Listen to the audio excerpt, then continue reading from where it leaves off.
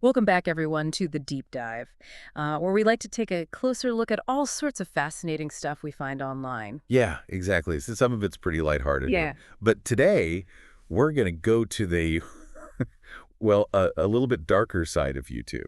Definitely. And for this deep dive, we're using as our source material a YouTube video by, what's his name? Nick Crowley. That's right. Nick Crowley, and it's called YouTube's Darkest Videos 7. Oh, yeah, I've seen that one. Yeah, it's a pretty wild compilation, and we're going to kind of pick apart 3 stories from that video that are particularly bizarre. Yeah, like unsettling, but also really intriguing in a way. Like, how could this even happen, you know? That's the thing, right? It's like real events caught on video that leave you with this like unsettling feeling afterward. Totally. It's like a glimpse into these like raw, unfiltered realities of people's lives.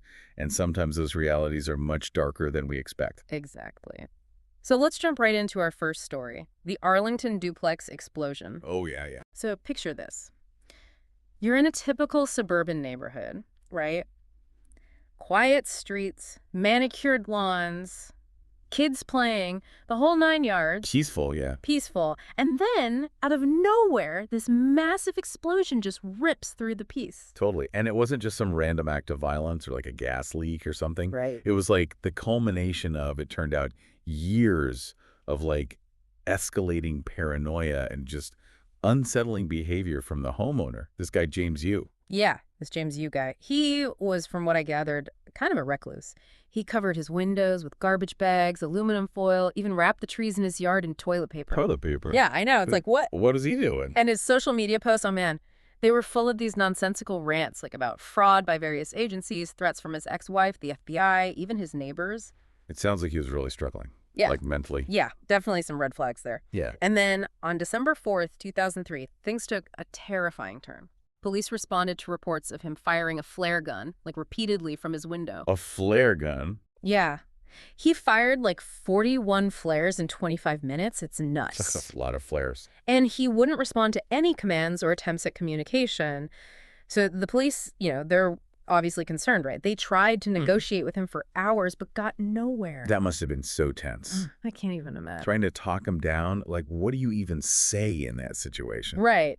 So they eventually brought in this, like, specialized vehicle, the kind that can break down doors. Oh, yeah, yeah. And they were going to try to use gas to force him out. I mean, they had to do something, right? Yeah, it was getting really dangerous. And that's when things escalated, like dramatically.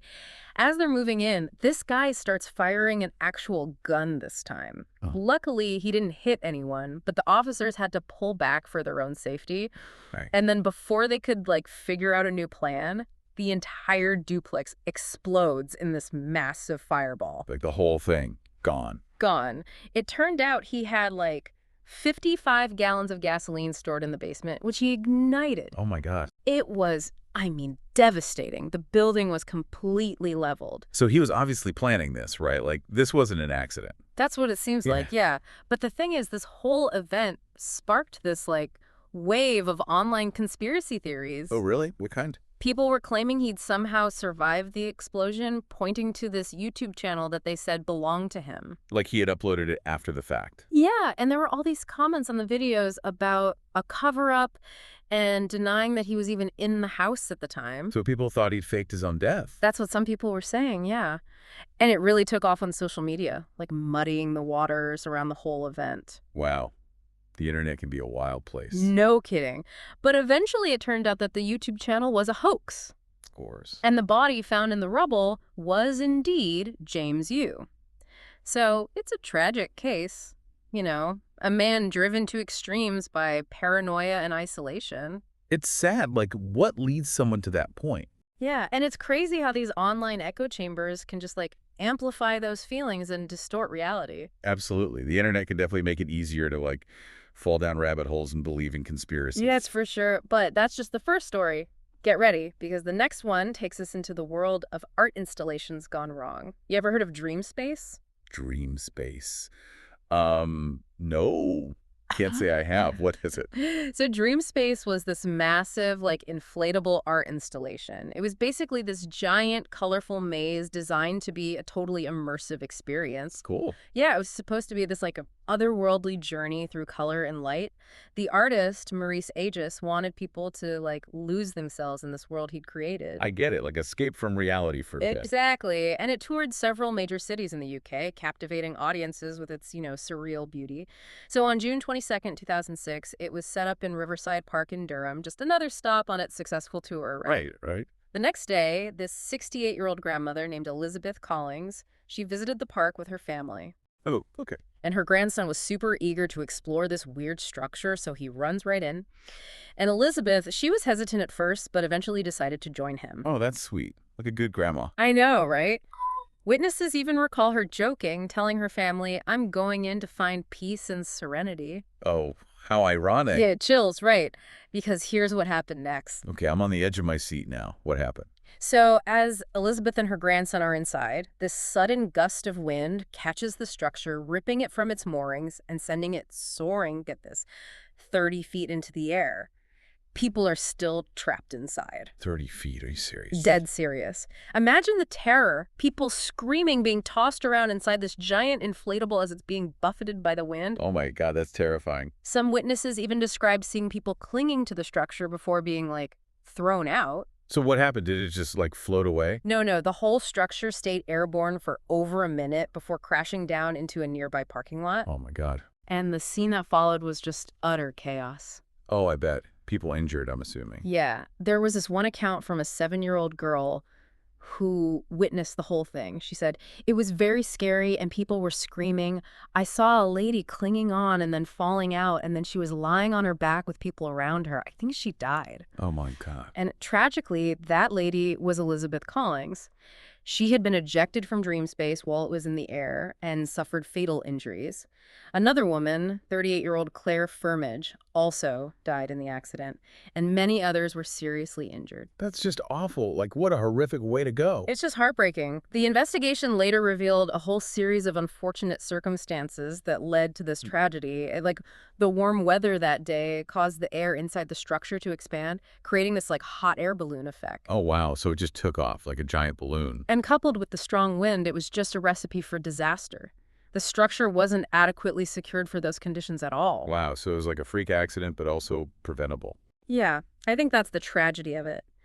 The artist, Maurice Aegis, he was devastated by the event and vowed never to create another large-scale artwork.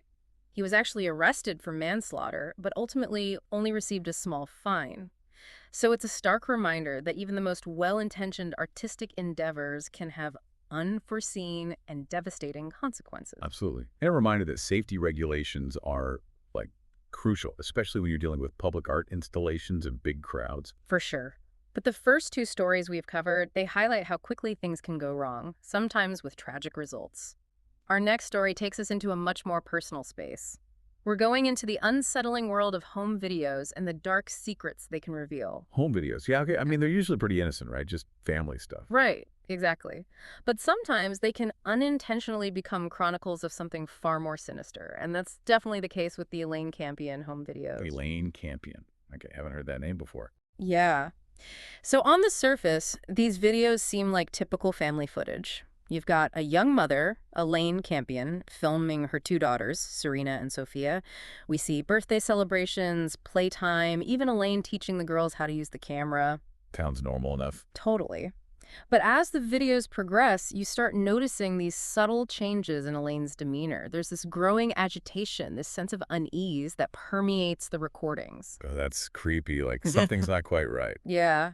And her words become increasingly disturbing. She starts making accusations of abuse, blaming her ex-husband, Leo, for their suffering. It's important to understand the context here. Elaine and Leo were engaged in this bitter custody battle over their daughters, and this seems to have taken a toll on Elaine's mental state. Oh, so the custody battle is what's triggering this. Seems like it, yeah. The videos really capture this deterioration. She starts expressing these paranoid thoughts, claiming people are following her, even believing in alien abductions. Wow. That's a lot. And this paranoia intensifies to the point where she becomes like fiercely protective of her children. She refuses to let anyone else care for them. Creates this like isolated world, convinced she needs to protect them from everyone. So she's completely cut off from reality at this point. Pretty much, yeah. And tragically, it's within this isolated world that the unthinkable happens. The unthinkable. Okay, now I'm really worried. In one recording, Elaine states that her children are gone and protected by God. These words, they foreshadow the chilling confession revealed in the final video. Okay, what was the confession? Elaine confesses to drowning both Serena and Sophia in the bathtub. Oh, no. It's horrific. The police were called to her home after she contacted them following a suicide attempt. So she tried to take her own life, too. Yeah. They found Serena and Sophia lying in bed, holding hands, wrapped in rosaries. Both girls were deceased. That's just heartbreaking. I can't even imagine. Elaine was charged with 2 counts of murder and sentenced to life in prison. So these home videos, initially meant to capture family life, they became this haunting record of Elaine's descent into madness and the tragic events that unfolded. It's a stark reminder that behind seemingly ordinary facades, darkness can lurk. Yeah. And sometimes, even the most private spaces can become stages for unimaginable tragedy. Exactly. I mean, just awful, You're right? back. It's hard to Right. process that a mother could do something so horrific. It really is. It makes you wonder about mental illness and how sometimes it can just be so devastating. And yeah, like how do we as a society do a better job of identifying these situations before they turn into tragedies? It's a good question, right? And you know, it's interesting because all 3 of the stories we've covered so far, I mean, they're all so different. Yeah, you've got like a paranoid recluse, a freak accident with the art thing, and then this mom. Right. But there's like this weird thread connecting them all. I see what you mean. It's like on the surface, they seem totally unrelated, but But underneath it all, it's like this reminder of how fragile we are, like how unpredictable life can be. yeah, I get it. It's like we go about our day thinking everything's fine and normal, but these stories show us that like things can change so fast. And it's unsettling, right? Because these events were all caught on video, so we're seeing this raw, unfiltered glimpse into the chaos and tragedy. Yeah, it's like we're getting this peek into a side of humanity we usually don't want to see. Exactly. So, ready for another story from this compilation? This one's a bit of a roller coaster. Oh, okay. Hit me with it. All right. It involves a psychiatric hospital, a daring escape, a cross-country manhunt, and a bunch of bizarre YouTube videos. Okay, you have my attention. Lay it on me. So this guy, Michael K., he was a patient at this high-security psychiatric facility in the Midwest. What was he in there for? Well, the details about his diagnosis are kind of murky, but it seems like he was being treated for a severe form of schizophrenia, maybe with some paranoia mixed in. Oh, okay. Yeah, that could be a really tough condition to deal with. Yeah, and from what I gathered, this guy had a history of violence and was considered a danger to himself and others. So that's why he was in a high security place, right? Right, exactly. But despite all the security measures, this guy managed to escape. Escape. How'd he pull that off? Well, that's the crazy part.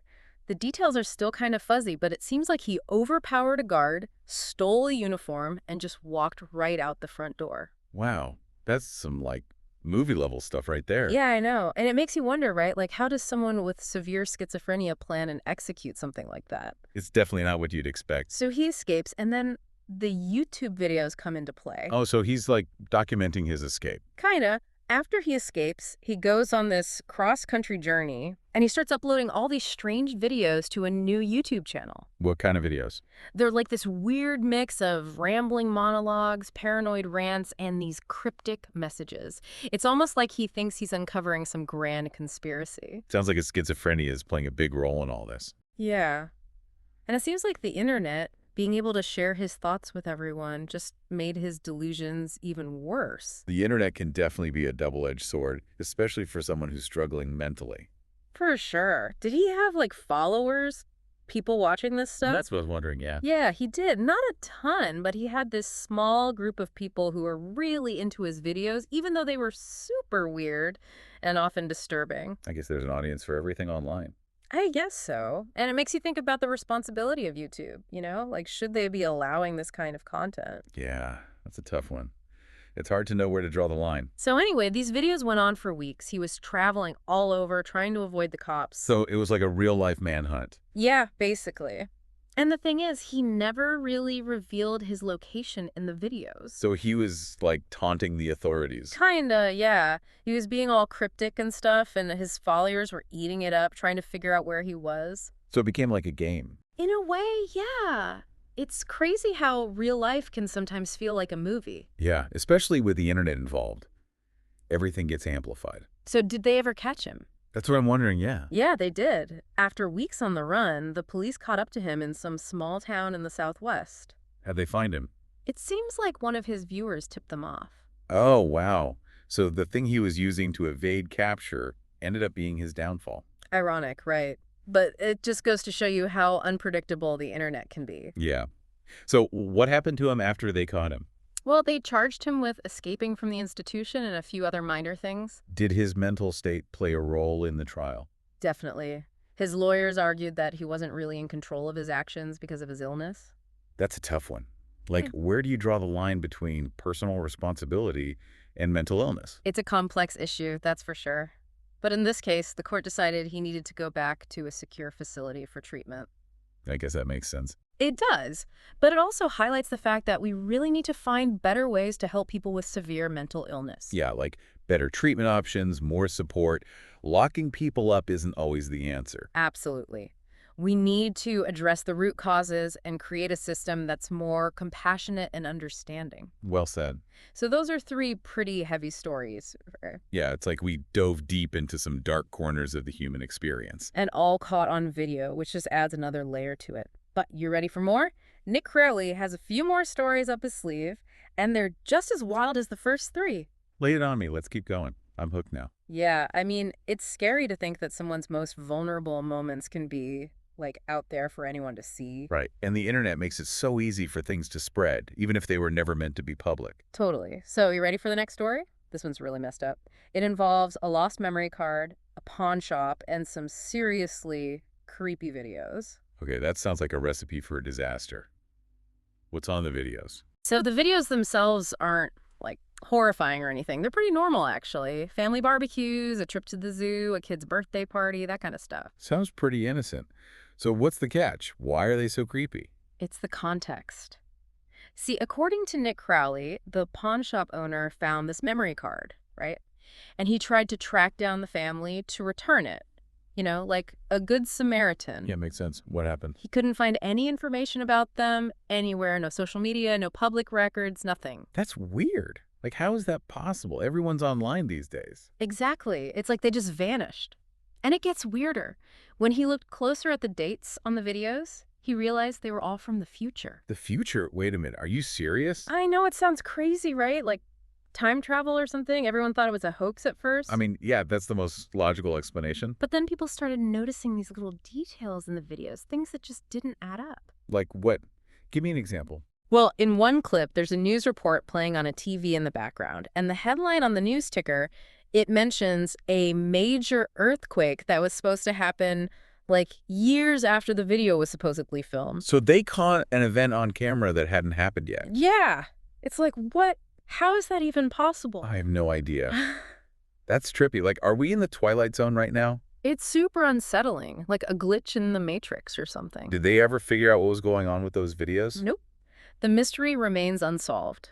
Nick Crowley says he gave the memory card to some, quote-unquote, authorities, but there's been no official explanation or anything. So we're just left hanging. That's frustrating. I know, right? It just adds to the creepiness factor. Like, what if there really are things out there we just can't explain? I don't even want to think about it. I know, it's freaky.